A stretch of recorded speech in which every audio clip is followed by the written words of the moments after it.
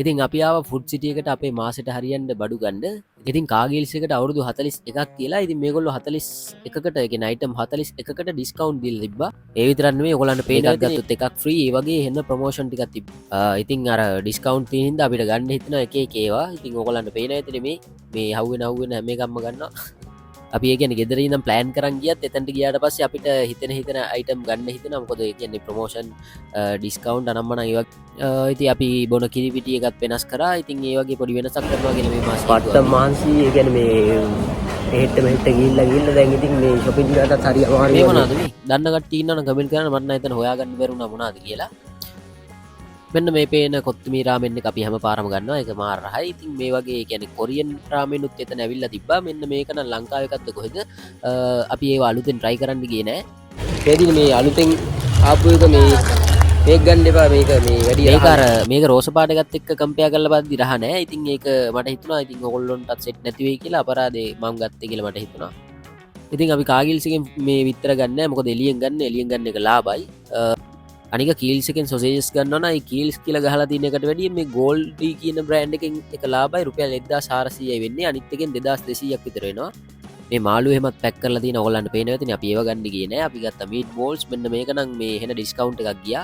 මෙන්න මේ පේන අයිටම් ටික මේ ඔයගොල්ලන්ට පේනවා ඇතිනේ රුපියල් 160ක් අපිට සේව් කරගන්න පුළුවන්. මාර ලාභයි. මාර ඩිස්කවුන්ට් එකක් තියෙන මේ දවස් ටික යන්නේ.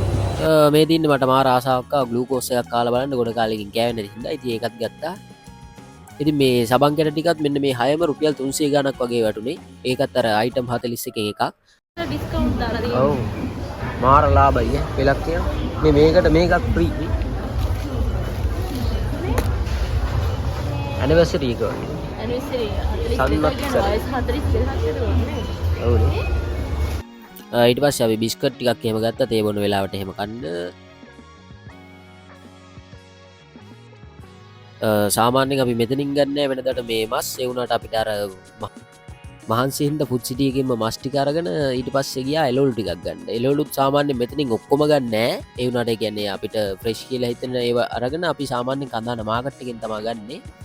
ඉතින් ඒ ටිකත් බිල් කරගන්න ගියා. ඉතින් අපි බයික් එකේ තමයි යන්න ගියේ. ඊට පස්සේ ඒක මදි වුණා බයික් එක. දැන් බඩු ටික අරන් ආවා ට්‍රීවිල් එකේ ගාවේ මේ බයික් එකේ ගේන්න බැරි හින්දා නේ. දැන් මේ ඌ නැත්නම් මේ ටික බයික් එක කරන් ආවනම් කොහොමද ගියේ? ඔව් මේ අපි ඉතින් බඩු ටික පැක් කරන්න යන්නේ. අපි අර බොක්ස් එකක් තියෙනවා. ඒ බොක්ස් එකේ ඉවරෙන් තමයි බඩු ගේන්නේ. දෙවි පැක් කරමු නේ. ඉතින් දෙන්න කතා කරන ගමන් මේ විදිහට තමයි බඩු ටික පැක් කරගත්තේ. ඉතින් මෙන්න මේ ඔයගොල්ලන්ට පේන බොක්ස් එකේ තමයි අපි ඒ කියන්නේ ඔය ගේන කෑම ඒ වගේ දේවල් දාලා තියෙන්නේ. ඒ කියන්නේ සාමාන්‍යයෙන් කූඹි වෙන ඒ වගේ දේවල් තියෙනවා නම් ෆ්‍රිජ් එකේ දානවා.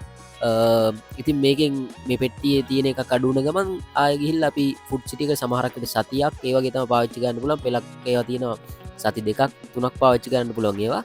ඉතින් ඊට පස්සේ අපි මස් ටික කපා ගත්තා. මස් මාළු ටික කපාගෙන මෙන්න මේ පේන කන්ටේනර් බොක්ස් වලට දාලා ෆ්‍රිජ් එකට දානවා. ඒක ලේසි. ඒ කියන්නේ එක වේලකට වගේ ඕන ටික ඔය වගේ බොක්ස් එකකට දාගන්න. එතකොට ලේසිනේ. නැත්තම් ෆ්‍රිජ් එකට දාලා ඉවරලා ගලව ගන්න අමාරුයිනේ. ආය වතුර දාන්න එපා. ඉතින් මෙන්න මේ වගේ අපි මස් ටික දාගත්තා. ඊට පස්සේ අරගත්ත සොසේජ් එක, ඊට පස්සේ ඔය සැමන් මස් මාළු ඉස්සෝ අනම්මන ඒ වගේ ටික ඔතනින් දාගත්තා. අපි ඉතින් බරටම වැඩනේ. ඌවනේ මේ තේරෙන්නේ. ඔව්. අපි මේ සාමාන්‍ය ඒ කියන්නේ මේ හෙන ඔෆර්ස් ටිකක් හම්බුණා ෆුඩ් සිටි එකෙන්. ඒ වුණාට බඩු 44කට විතරයි මේ දීලා තිබ්බේ. 42කට.